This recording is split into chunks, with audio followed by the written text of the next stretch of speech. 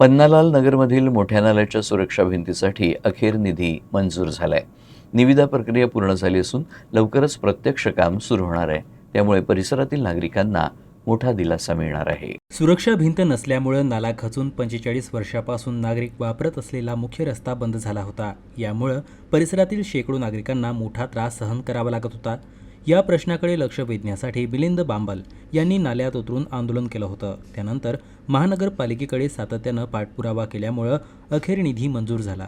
काम पूर्ण झाल्यानंतर नागरिकांची सुरक्षितता वाढण्यासोबतच बंद झालेला रस्ता पुन्हा सुरू होणार असल्यानं परिसरातील नागरिकांनी समाधान व्यक्त केलं आहे।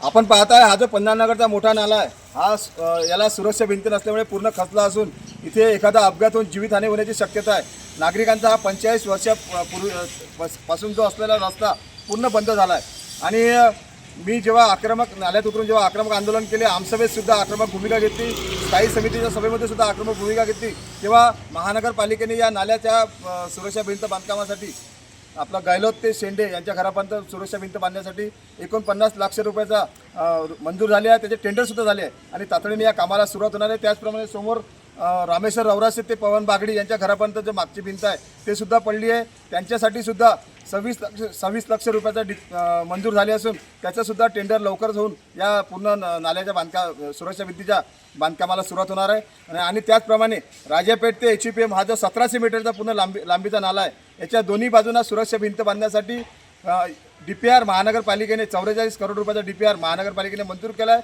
आणि तो शासनाकडे गेला असून मी महानगरपालिकेला विनंती करतो, त्याचप्रमाणे शासनाला विनंती करतो की नागरिकांच्या सुरक्षेसाठी नागरिकांची कोणतीही जीवितहानी झाली नाही पाहिजे, यासाठी या नाल्याच्या दोन्ही बाजूने सुरक्षा भिंत बांधण्याच्या प्रस्तावाला मंजुरी देण्यात आली।